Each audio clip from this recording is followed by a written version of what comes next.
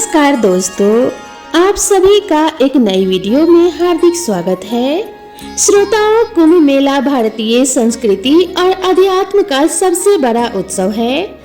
यह केवल धार्मिक आयोजन नहीं बल्कि एक ऐसा पर्व है जिसमें लाखों लोग अपनी आस्था और विश्वास के साथ भाग लेते हैं। कुंभ मेले का आयोजन हर 12 वर्षों में 4 पवित्र स्थानों प्रयागराज, हरिद्वार, उज्जैन और नासिक पर होता है। इन स्थानों को पवित्र इसीलिए माना जाता है क्योंकि यहाँ समुद्र मंथन से प्राप्त अमृत की बूंदें गिरी थी। कुंभ मेले की कथा का संबंध समुद्र मंथन से है। तो आइए जानते हैं क्या है कुंभ मेले का पौराणिक रहस्य। कुंभ मेला इतना विशाल और भव्य होता है कि अंतरिक्ष से भी देखा जा सकता है। लेकिन हमारे मन में यह सवाल जरूर उठता है कि यह इतना विशाल, भव्य और प्राचीन आयोजन आखिर कहां से शुरू हुआ होगा और इसके पीछे का इतिहास क्या है। क्या इसका उल्लेख भारतीय वेदों, पुराणों और धर्म ग्रंथों में मिलता है या फिर इसके पीछे कोई गहरी और रहस्यमयी कहानी छिपी है। और सबसे रोचक और आश्चर्य वाली बात यह है कि कुंभ के शाही स्नान का पहला अधिकार केवल नागा साधुओं को दिया जाता है, जबकि अन्य साधु संतों को उनके बाद स्नान करने का अवसर मिलता है। इस विशेष परंपरा के पीछे एक अद्भुत इतिहास छिपा है जो नागा साधुओं को इतना विशिष्ट और सम्माननीय बनाता है। महाकुंभ का आयोजन प्रयागराज के त्रिवेणी संगम पर होता है, जहां गंगा, यमुना और सरस्वती नदियों का संगम माना जाता है। लेकिन यहाँ केवल गंगा और यमुना ही दिखाई देती हैं। आखिर सरस्वती नदी क्यों नहीं दिखाई देती? तो क्या कलयुग में सरस्वती नदी अदृश्य हो गई? यह केवल एक धार्मिक मान्यता है या इसके पीछे कोई गहरा धार्मिक रहस्य या वैज्ञानिक रहस्य छिपा हुआ है? और प्रयागराज में स्थित अक्ष वृक्ष से अमृत वृक्ष माना जाता है जो सृष्टि के विकास और प्रलय का साक्षी रहा है। इसके पीछे का इतिहास और महत्व क्या है? 2025 के महाकुंभ में भारत के 13 प्रमुख अखाड़े हिस्सा लेने वाले हैं। अखाड़ों का इतिहास और उनका महत्व क्या है? इन सभी सवालों का जवाब और महाकुंभ के अनसुने रहस्यों को जानने के लिए हमारे साथ अंत तक जुड़े रहिए, क्योंकि यह केवल एक मेला नहीं है बल्कि आस्था, विश्वास और संस्कृति का संगम है। प्राचीन ग्रंथों में कुंभ मेले का स्पष्ट उल्लेख नहीं मिलता, फिर भी इसे भारत का सबसे बड़ा तीर्थ माना जाता है। यही नहीं, इसे यूनेस्को ने मानवता की संस्कृति विरासत की सूची में भी शामिल किया है, जो इसकी ऐतिहासिक और सांस्कृतिक महत्व को दर्शाता है। कुंभ संस्कृत का एक ऐसा शब्द है जिसका अर्थ होता है कलश या घड़ा। लेकिन अब सवाल यह उठता है कि अगर कुंभ केवल पानी का घड़ा है तो यह इतना बड़ा और विश्व विख्यात त्योहार कैसे बन गया। श्रोताओं, इस वीडियो में हम आपको महाकुंभ के आरंभ से लेकर अभी तक की पूरी यात्रा के बारे में बताएंगे। कुंभ मेले के इतिहास को समझने के लिए हमें 2 प्रमुख पौराणिक कथाओं को जानना होगा जो इस पर्व की गहराई और महत्व को उजागर करती है। तो श्रोताओं, आइए सुनते हैं महाकुंभ मेले की पहली कथा। यह कथा सर्पों और गरुड़ देव के बीच की है, जो ऋषि कश्यप और उनकी 2 पत्नियों कद्रु और विनीता से जुड़ी हुई है। कद्रु और विनीता आपस में 2 बहनें थी और ऋषि कश्यप की पत्नियां भी थी। एक दिन कद्रु ने ऋषि कश्यप से वरदान मांगा कि उसे 1000 विषैले और शक्तिशाली पुत्र चाहिए। ऋषि कश्यप ने तथास्तु कहा और कद्रु को 1000 अंडे प्राप्त हुए। यह देखकर विनीता ने भी वरदान मांगा कि भले ही उसके पुत्र कम हो, लेकिन वे कद्रु के पुत्रों से अधिक शक्तिशाली हो। ऋषि कश्यप ने उन्हें भी तथास्तु कहा और विनीता को 2 बड़े अंडे प्राप्त हुए। समय बीतने के साथ साथ कद्रु के 1000 अंडे फूट गए और उनमें से सांप उत्पन्न हुए। उन सर्पों की मां कद्रू को माना गया। दूसरी ओर विनीता के अंडे नहीं फूट रहे थे और उत्सुकता में उसने एक अंडा समय से पहले ही फोड़ दिया। उसमें से एक अधूरा जीव उत्पन्न हुआ जिसका शरीर कमर तक ही विकसित हुआ था। वह जीव गुस्से में बोला, माँ, आपने मेरे साथ यह अन्याय किया है, लेकिन कृपया आप दूसरे अंडे के साथ ऐसा मत कीजिएगा। वह जीव उड़ गया और उसका नाम अरुण रखा गया। आगे चलकर वह सूर्यदेव का सारथी बना। एक दिन कद्रू और विनीता ने सूर्यदेव के सफेद घोड़े को देखकर शर्त लगाई। विनीता ने कहा कि यह घोड़ा पूरी तरह सफेद है, जबकि कद्रू ने कहा कि उसकी पूंछ काली है। यह शर्त उनकी प्रतिष्ठा पर आ गई और तय हुआ कि जो भी हार जाएगा उसे दासी बनना पड़ेगा। कद्रू ने अपने नागपुत्रों से कहा कि वे सूक्ष्म रूप धारण करके घोड़े की पूंछ से चिपक जाए ताकि वह काली दिखाई दे। नागू ने ऐसा ही किया और कद्रू शर्त जीत गई। विनीता को हार मानकर दासी बनना पड़ा। कुछ समय बाद विनीता के दूसरे अंडे से एक शक्तिशाली जीव निकला जिसका चेहरा गरुड़ पक्षी जैसा था और शरीर मनुष्य जैसा था। उसका नाम गरुड़ रखा गया। जब गरुड़ ने देखा कि उसकी माँ विनीता कद्रू और उनके 1000 सर्प पुत्रों की दासी बन चुकी है, तो उसने अपनी माँ को मुक्त कराने का संकल्प लिया। गरुड़ ने सर्पों से विनीता को मुक्त कराने का उपाय पूछा, तो सर्पों ने कहा, अगर तुम बैकुंठ से अमृत कलश लाकर हमें दे दो तो हम तुम्हारी माँ को मुक्त कर देंगे। गरुड़ ने यह शर्त मान ली। बैकुंठ धाम पहुंचकर गरुड़ ने अमृत कलश प्राप्त किया। देवताओं ने उन्हें रोकने की कोशिश की, लेकिन गरुड़ अपनी अद्वितीय शक्ति के बल पर सफल रहे। विष्णु जी ने गरुड़ को रोका और उनसे पूछा, तुम इस कलश को क्यों लेके जा रहे हो, जबकि इसे खुद ग्रहण नहीं कर रहे? गरुड़ ने अपनी माँ को मुक्त कराने की व्यथा सुनाई। विष्णु जी ने गरुड़ से कहा, अगर मैं तुम्हें यह कलश ले जाने दूं, तो तुम हमेशा के लिए मेरे वाहन बनोगे। गरुड़ ने इस शर्त को स्वीकार कर लिया। गरुड़ ने अमृत कलश सर्पों के पास पहुंचाया, लेकिन विष्णु जी ने अपनी मायावी शक्ति से अमृत कलश को वहां से गायब कर दिया। गरुड़ ने अपनी माँ को दास्तां से मुक्त कराया। इस यात्रा के दौरान गरुड़ पर इंद्र ने कई बार हमला किया, लेकिन वे असफल रहे। अमृत कलश से अमृत की कुछ बूंदें हरिद्वार, प्रयागराज, उज्जैन और नासिक पर गिरी। यही कारण है कि इन 4 पवित्र स्थलों पर कुंभ मेले का आयोजन होता है। महाकुंभ से जुड़ी सबसे लोकप्रिय दूसरी कथा है समुद्र मंथन की, जिसे देवताओं और असुरों के बीच एक महान प्रयास माना जाता है। 2 विष्णु पुराण के अनुसार एक बार दुर्वासा ऋषि ने एक दिव्य माला बनाई और इसे देवराज इंद्र को भेंट किया, लेकिन इंद्र अपने अहंकार में डूबे हुए थे और उन्होंने इस माला को अपने ऐरावत हाथी के मस्तक पर रख दिया।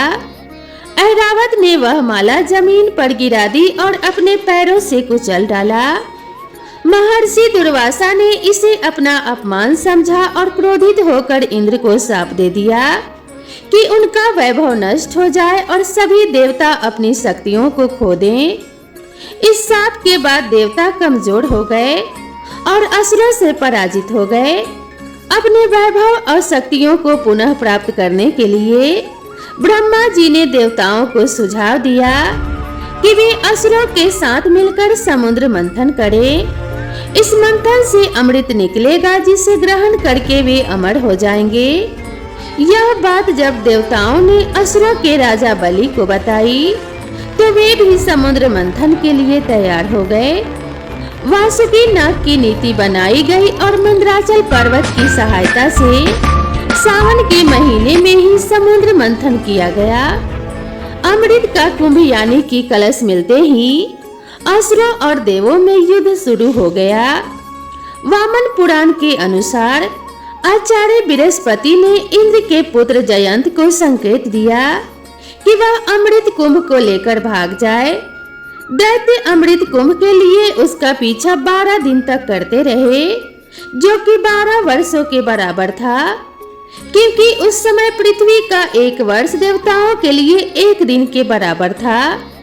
युद्ध के समय अमृत कुंभ से त्रिलोक के 12 स्थानों पर अमृत की बूंदें गिरी। इनमें से 8 स्थान देवलोक और 4 स्थान पृथ्वी लोक पर स्थित हैं। हरिद्वार, प्रयागराज, उज्जैन और नासिक, यही वह पवित्र स्थान है जहां अमृत की बूंदों के कारण कुंभ मेले का आयोजन शुरू हुआ।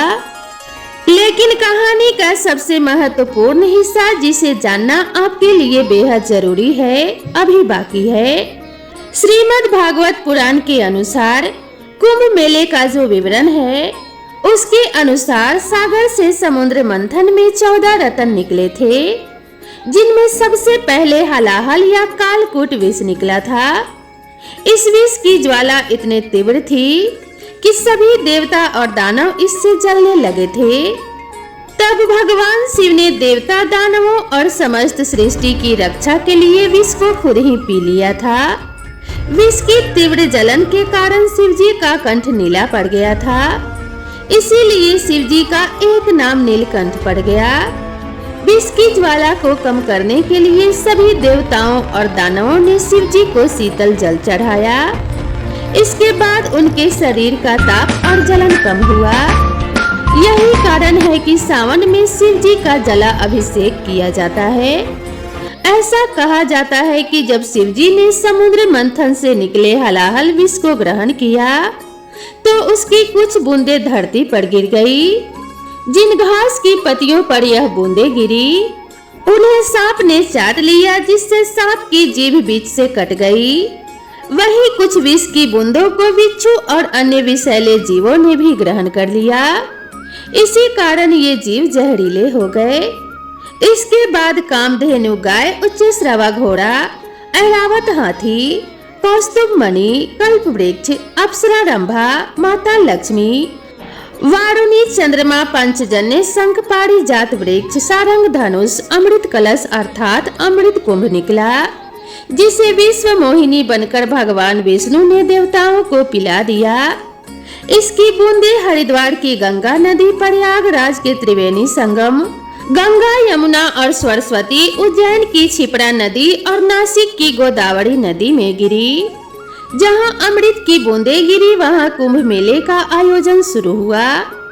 प्रयागराज में जहां महाकुंभ का आयोजन होता है, वहां गंगा और यमुना का संगम तो साफ देखा जा सकता है, लेकिन सरस्वती नदी दिखाई नहीं देती। फिर भी इसे त्रिवेणी संगम कहा जाता है। तो श्रोताओं, अब हम इस सवाल का जवाब जानेंगे कि सरस्वती नदी अदृश्य क्यों हो गई। इसके पीछे की वजह जानने के लिए हमें इतिहास और पौराणिक कथाओं में झांकना होगा। महाभारत के शल्य पर्व में सरस्वती नाम से नदियों का उल्लेख मिलता है। श्रीमद् भागवत पुराण में सरस्वती नदी के प्रवाह और उसके स्थानांतरण की एक रोचक कथा का वर्णन है। पुराणों के अनुसार प्राचीन काल में सरस्वती नदी स्वर्ण भूमि में बहा करती थी।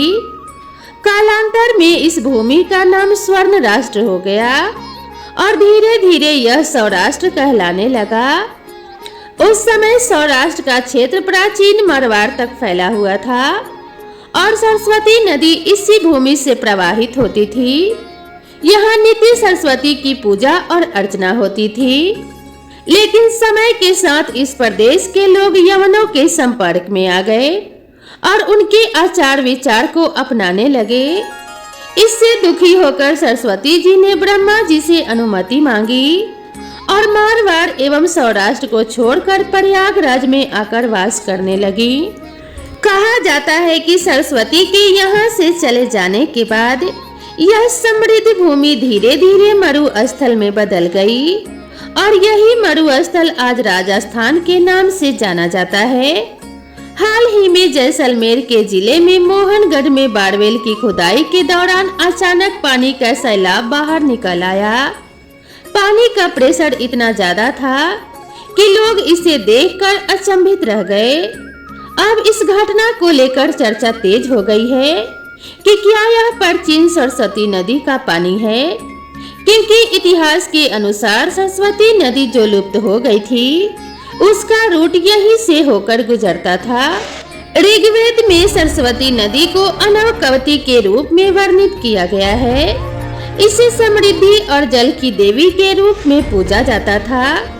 ऋग्वेद में बताया गया है कि सरस्वती नदी यमुना के पूर्व और सतलुज के पश्चिम में प्रवाहित होती थी। महाभारत में इस नदी को कई नामों से जाना गया है। सरस्वती नदी मरुस्थल में सूख गई थी। महाभारत के विवरणों में भी इसके विलुप्त होने का वर्णन है। यही वह नदी थी जिसके किनारे ब्रह्मावर्त और कुरुक्षेत्र जैसे प्राचीन स्थल बसे हुए थे। महाभारत में यह भी उल्लेख मिलता है कि बलराम ने द्वारिका से मथुरा तक की यात्रा सरस्वती नदी के माध्यम से की थी। इसके अलावा यादवों के प्रथम अवशेषों को इसी नदी में प्रवाहित किया गया था। इन विवरणों से यह स्पष्ट होता है कि सरस्वती एक विशाल और महत्वपूर्ण नदी थी, जो न केवल धार्मिक और सांस्कृतिक महत्व रखती थी, बल्कि यातायात और परिवहन के लिए भी उपयोगी थी। वैदिक काल में एक और नदी का उल्लेख मिलता है जिसे हर्षद्वती कहा जाता था। यह सरस्वती नदी की सहायक नदी थी और हरियाणा से होकर बहती थी। समय के साथ जब भीषण भूकंप और हरियाणा तथा राजस्थान की धरती के नीचे से पहाड़ ऊपर उठे तो नदियों का बहाव बदल गया और हर्षद्वती ने अपनी दिशा बदल ली। आज इसे यमुना नदी के नाम से जाना जाता है। यह सरस्वती नदी के साथ मिलकर बहने लगी और इसी कारण प्रयागराज में 3 नदियों के संगम को त्रिवेणी संगम कहा जाता है। महर्षि वेदव्यास ने इसे तीर्थराज प्रयाग का नाम दिया, जो गंगा, जमुना और अदृश्य सरस्वती के संगम का पवित्र स्थल है। यह स्थान न केवल धार्मिक बल्कि ऐतिहासिक और सांस्कृतिक दृष्टि से भी अद्वितीय है। प्राचीन ग्रंथों में कुंभ का अर्थ केवल एक साधारण कलश है, लेकिन यही साधारण शब्द दुनिया का सबसे बड़ा धर्म और संस्कृति का अमर प्रतीक बन गया। दरअसल कुंभ मेले का उल्लेख वैदिक ग्रंथों, सूत्र साहित्य, महाकाव्य, पुराण ग्रंथों, स्मृतियों या धर्म शास्त्रों में नहीं मिलता है। ऐतिहासिक किताबों में इसे माघ मेला या प्रयाग स्नान के नाम से जाना जाता है। कुंभ मेले में शाही स्नान का विशेष महत्व है। कुंभ मेला 2025 न केवल एक धार्मिक आयोजन है, बल्कि यह आस्था, एकता और भारतीय संस्कृति का सबसे बड़ा पर्व है। यह हमें समुद्र मंथन की कथा से प्रेरणा लेकर संघर्ष और धैर्य का संदेश देता है। अगर आप आध्यात्मिकता की तलाश में हैं या भारतीय संस्कृति की गहराइयों को समझना चाहते हैं, तो कुंभ मेला 2025 में भाग लेना एक अद्भुत अनुभव होगा।